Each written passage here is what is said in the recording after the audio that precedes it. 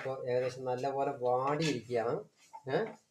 ഇനിയിപ്പോൾ നമ്മളിതിലേക്ക് കുറച്ച് ശുദ്ധമായിട്ടുള്ള ജലം ആഡ് ചെയ്യാം.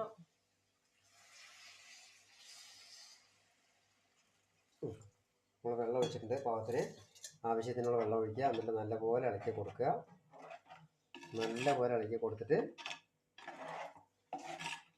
പാകത്തിനുള്ള ഉപ്പെല്ലാം ഇട്ടിട്ടുണ്ട് അതിനകത്തേക്ക്. ഇപ്പം തന്നെ ശരിക്കും പറഞ്ഞാൽ നമ്മുടെ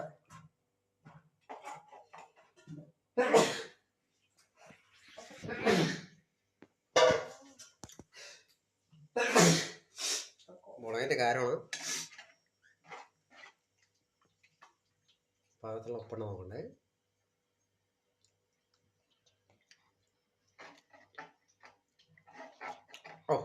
ഒരു രക്ഷയില്ല.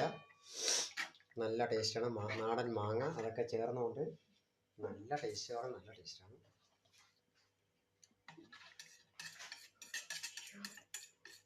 ഹലോ ഗൈസ്, നമ്മളിപ്പോൾ ഇതാ മീനിൻ്റെ ഗ്രേവി ഏകദേശം ആയിട്ടുണ്ട്.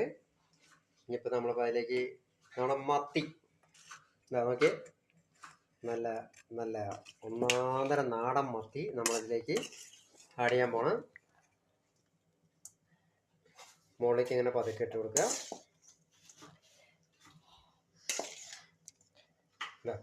ഇട്ട് കൊടുക്കുക.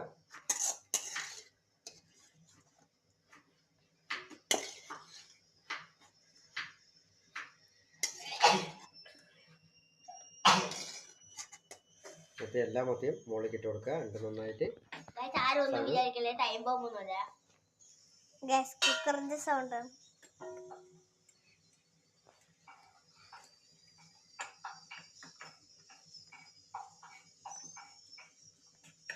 നമുക്ക് ഒരു മിനിറ്റ് നമുക്ക് അടച്ചു വെക്കാം. നമ്മുടെ മത്തിക്കറി തുറന്ന് നോക്കാം. ദേ നോക്കി, നല്ല പരുവത്തിലായി നിൽക്കണം. ഇപ്പോൾ നല്ല സ്റ്റൈലായിട്ട് തിളച്ചുകൊണ്ടിരിക്കുക മത്തിക്കറി. അപ്പോൾ നമുക്കൊരു കാര്യം ചെയ്യാം, അതിനകത്തേക്ക് ഒരല്പം വെളിച്ചെണ്ണ ആഡ് ചെയ്യാം. വെളിച്ചെണ്ണ മാത്രം കുറച്ചൊന്ന് ഒരു മേലൊന്ന് പാറ്റി കൊടുക്കുക. സെറ്റ് മത്തിക്കറി തിളച്ച് മറിഞ്ഞിങ്ങനെ എങ്ങനെ നാവിൽ വെള്ളം ഉരുണ്ട മക്കളെ. അതൊന്നും പറഞ്ഞിട്ട് കാര്യമില്ല, നിങ്ങൾ നാളെ ചെയ്യുക. സാധനം വൃത്തിയായിരിക്കും. ഇതേ നോക്കിയേ. അതോടൊപ്പം തന്നെ ഇപ്പുറത്ത് ഇങ്ങനെ കപ്പ ഇങ്ങനെ കുക്കറിലിങ്ങനെ വെന്ത് വന്നിട്ടുണ്ട്. നമ്മളിങ്ങനെ തുറക്കാം. കുറച്ച് കഴിഞ്ഞാൽ ഒരു 10 മിനിറ്റ് കഴിഞ്ഞാൽ കപ്പ തുറക്കും.